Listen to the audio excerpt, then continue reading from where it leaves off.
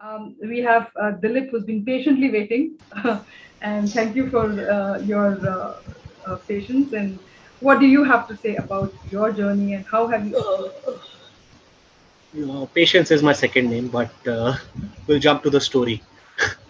Uh, so I'll take you almost 25 years back when I was in school.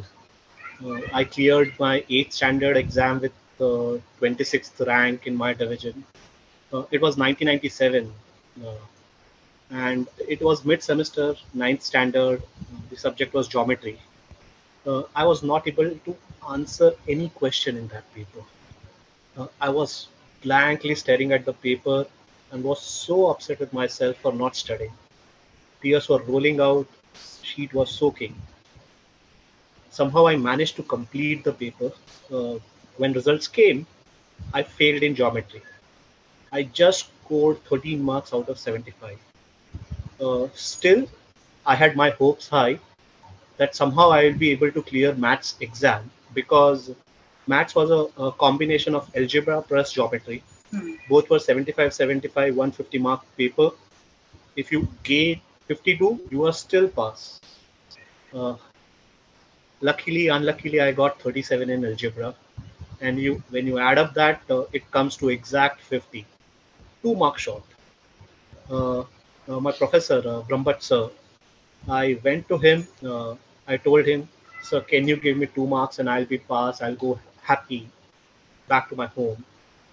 Uh, I don't know what happened to him that day, but he was not even a mood to listen. Even after so many requests, his answer was simple: no. This no Hmm. was a life-changing no. More than parents being upset about my failure, I was upset with myself. The whole circle of life really hinges on the two things: one, hope for something better, and second, fear of something worse. While hope may be good, fear certainly leads to worry, which isn't good for life. In Bharat, we say, Chita Chinta Samaprokta Bindu Matram Visheshta Sajivam Dahate Chitta Nirjive Dahate Chitta, which means fire and worry. They are same. There is only a difference of dot, but the fire burns you when you are dead, but worry burns you throughout the life when you're alive. With this big no from my professor, my hopes were gone for a toss. I had a choice to worry about the complexities of geometry or explore the possibilities of solving them with a great. I took this very personally. I studied for geometry persistently and solved every possible problem in the textbook multiple number of times. Um, as a result, I scored decent mark in geometry in my quarter semester. I turned out to be a rank 4 when I completed my ninth class. When I completed my SSC or 10th grade, I was first in my class, second in school. And truly, this event made me what I am today. And till date, I'm practicing what I learned out of that instance. And that was aware about the world, compete with the self, but explore possibilities beyond the no. And from all the others who have said, this looks to be a very simple example, to be able to get that insight from the eye of the storm, from the quote that you gave, and insight that this is how I am to proceed. To be able to come till there took a lot of pain. And you could have said, forget it, I'll do it again later, or whatever it is. Or you could have drowned yourself in pain, pity, or whatever. You would have said, gone to your mom and cried, I can't do it, and whatever. But being accepting that this is what happened and this is what I want, and being able to stay with that discomfort is where you move into the storm and the eye of the storm. And that's where people move out of that. They would like to be in the comfort zone and move out of the storm, and then you can't come to the eye. And it's only through that eye that you were able to work hard, right? Actually, that reminded me of I was also failed in 2000 a year before just for 1 mark, and that point in time I brought my friend to give an excuse to my family that why did I fail, and the excuse was that there is a professor who took tuition and he passes only who really goes to that his tuitions. You could have taken So up that. maybe You could have taken up. That's what I'm saying. People who want to be out of the storm will take up anything that they can get a hand on. And it's called payoff in psychology, where we say it's a short-term gain but a long-term loss. And today, Dilip, like you said, it's a long-term gain because what you learned there, you're still using in your job. And I could see a couple of corporate terminologies, which is actually what the storm is all about, is solution focused in place of problem focused. Is typically what you mentioned just now. And also, right, the combination of having a vision, having the courage, having an openness to experiment because I am courageous, and through that you're getting an insight, um, getting inspired because of the insights, trusting those insights and taking it forward, and then the growth. This is not a one day thing or even a 1 month thing, right? And like all of you pointed out, patience, perseverance, practice. And I'm so happy you've brought, all four of you have brought such beautiful aspects. Shamla, you covered the learning through transaction analysis, learning through Reiki, learning through your own inner work, patterns, breaking the patterns. Even Junko, you brought in the light work and aspects of, you know, staying with our own energies rather than, here and now and not, working on that. And Samir, you also worked on meditation and Reiki, and we also spoke about meditation, right? So all of these aspects is I've mentioned in the book in terms of tools and how do you use it. Other question that I would like to ask, and Shamla, if you can answer this question, is in your opinion, what do you understand about the ways of dealing with the professional and personal conflicts? I'm sure there was a lot of intra-conflict, inter-conflict, whether it's personal, professional, anything that comes up, and maybe from the perspective of this I owe me concept, I owe it to me. The inner experience, what you have, is what you get outside. So how do you channelize the inner experience so that you get that same in outside? So anything that comes up to you. Sure. Uh, so, I've been told I'm a good storyteller. So I will just quickly tell another story also in my life. So the first story was 22 years back. So, I thankfully by God's grace, I sort of remarried again in 2003. We were blessed with a boy, and I had a difficult pregnancy, and I was actively working, and I took a break, from my professional life to sort of take care of my son. I had by then become an entrepreneur, and I had started my own organization, a small boutique firm. But somewhere down the line, around 2010, my son was 5 years old, and he was diagnosed with being on the autism spectrum and ADHD. I sort of had to take a hard decision of closing down my business and sort of focusing all my energy towards figuring out and helping my son, and the therapies and the different support that my son kind of needs. So that was where I had to sort of sacrifice. I will call it sacrifice at this point in time. At that point in time, it was more like a sacrifice because to me, because I had to put a stop to my professional life and figure out to support my son. Somewhere down the line, after a couple of years of uh, helping him, we both had to face a lot of social pushbacks, school pushbacks, etc. I realized that I owed it to myself to take care of myself, because I needed to nourish myself to nourish my son. Yeah. And what my nourishment till then has been my professional success. And I was not nourishing myself, in the hope that I'm going to give my all to my son.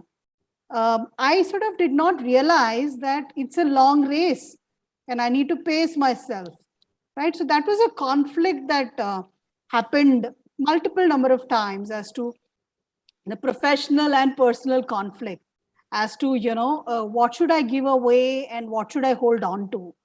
Somewhere down the line, I felt that, I needed to balance both. Life has to go on. All the balls need to be sort of in the air. And I don't need to be a great juggler, but I need to learn to handle the different facets of my life. So, essentially, I went part time, started working part time in a firm, dividing my attention professionally, nourishing myself, and hence my input to my son personally was much better. So, this I of me is, according to me, is very important, because it sort of helps in linking the different parts of our life.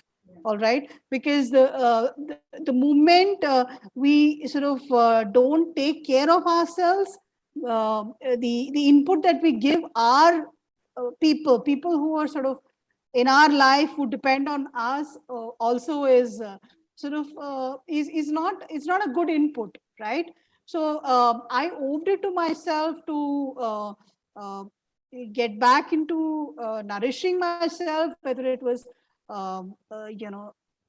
body. I was 103 kgs at that time, because I was stressed out. I was sort of thinking that I'm fighting this autism, all right, which my son was facing. I took care of my body. I went back into being a gym freak, if you will, which I was, 22 years back. I regained myself. I ran races. I started pushing back the setbacks. I started becoming more resilient to pushbacks that I was getting. So I feel this whole I of me essentially is how you take care of your mind, body, and soul, so that you nourish yourself, so that you can nourish the others. So it's a vicious circle. It's only when you give yourself a good input that you can give input to others. So just to add on, just so that we have a close on that, is when you say that our mind body connect, it's also about being aware of what are the areas where I tend to overdo things. Like, there are some beliefs that we have that I have to try hard. All of those sometimes are good, but sometimes they actually become into defeatism. So being aware of that and taking up only that much that is productive, it's a storm itself, right? Yeah, To and also you feel guilty. certain You things. feel guilty of owing yourself. Yeah. And that is a storm that you have to take care of, to sort of figure out that, it's okay to take care of yourself And also. okay to let go of certain things, all of those Absolutely. aspects. Thank you bringing in. Yes, Dilip, can I have you to share about your journey, how you connect to the inside out approach? Yeah. So, in the example which I shared earlier, I can personally correlate with sensing and the explore to equip part.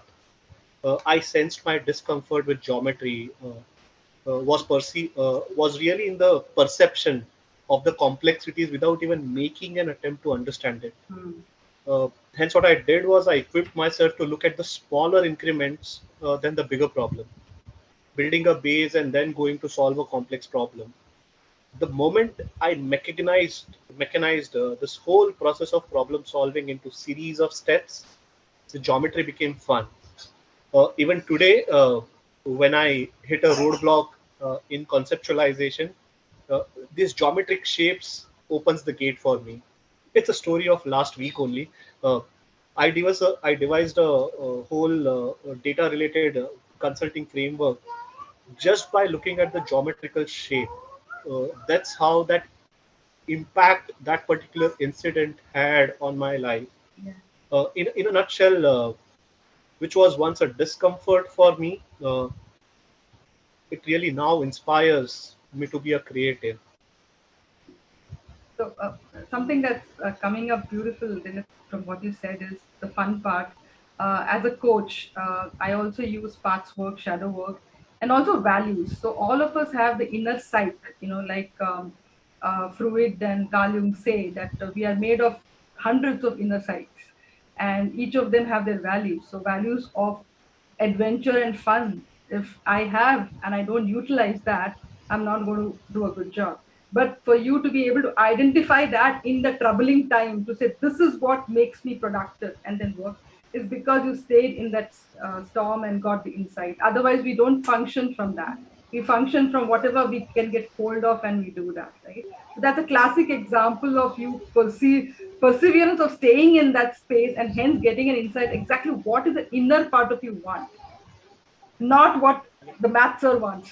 What is it inner you want? And that's a fabulous Exactly. example. Thank you, Dilip. Thank you so much. If I, in terms of interest of time, if we can jump to the next question, Samir, if you can,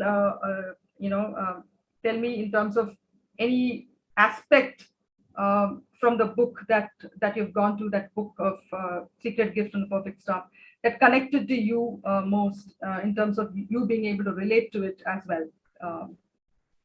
Yeah, absolutely, Amita. I think so one of my sort of philosophies for the last many years has been put on your oxygen mask before you help others.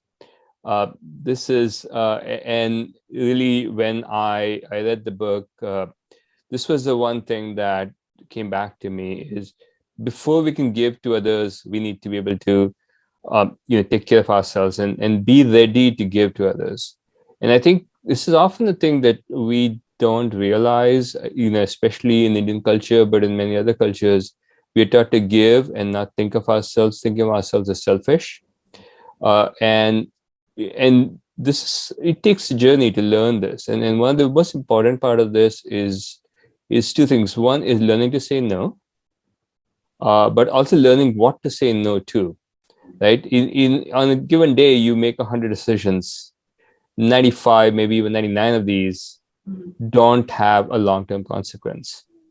Learning to identify which is that important one that you need to make a decision on the right way, giving your energies to that one, and learning to say no to some of the other things, which will not change between today and tomorrow, I think is key. And that's really what came to me as I was reading the book, Amita, is that idea again that what do you think about and what do you not is very important to in taking care of yourself.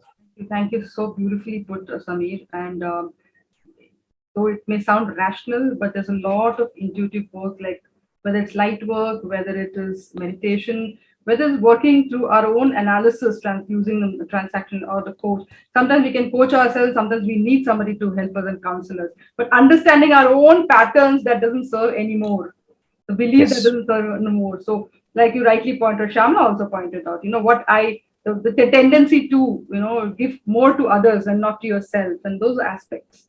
To be able to admit that, accept that is huge. A lot of people can't. And that's where the absolutely. storm is all about, the whole book. And once you can cross that, trust me, it becomes addictive and you can always keep doing it. Yeah. Thank you, Sanjay. Yeah, Jinko, absolutely. one last question.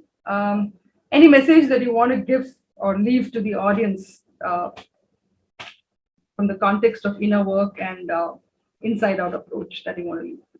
Sure. I think in the first chapter, Yeah. the first chapter, you actually speak about, having a ritual. And I find that is so key in not only giving yourself kindness, but what Samira was talking about, when you start practicing these things and you just have even a word, or like if you're a meditator, a breath, like what is the ritual that you use to come back to center so that you can actually do the reflection from an open space and not a judgmental space, not a critical space, and you're bringing in this love. And so I would say, when you read the book, the first chapter or so, like it gives you the kind of secret tools and step by step of being able to apply these next more integrated approaches to addressing, the inner and outer work. And I think it's beautifully written. Thank you, Jinko. Thank you so much. Shamla, anything that you want to add in terms of? So, yeah. So it's not like that.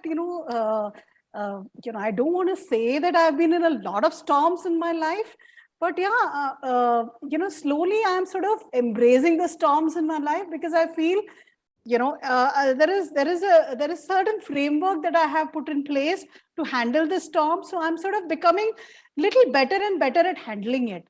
So I feel that the last 10 years or so, I am sort of living my story. I'm inside my story, and not outside my story trying to, figure and hustle for my worthiness. That's what there Yeah. is a famous author who says that. You need to live in your story and face it, and instead of sort of just being out of your story. So Simple. You need to live in the storm, is all he's saying. absolutely. Yeah, so real pleasure. I'm sure the audience who are going to listen to you guys are going to enjoy this. I enjoyed it. I was wondering how the 45 minutes will pass. Didn't know how it passed. Thank you so much. Thank you, Junko. I'll call you up, each of you, again later, personally, and we'll talk. As of now, I'll leave with the message to the audience that the book is going to be released somewhere around end of May this year, or maybe the first week of June, or 10th of June max. So yeah, I'm eagerly waiting. We Thank are you. also eagerly waiting, Yes, Yeah. Amrita. thank you so much. Thank you. Thank you, Thanks, everyone. everybody. Thank It was you. Pleasure being pleasure here. Thank meeting you. you all. Same here. Bye. Likewise. Yeah. Well. Bye.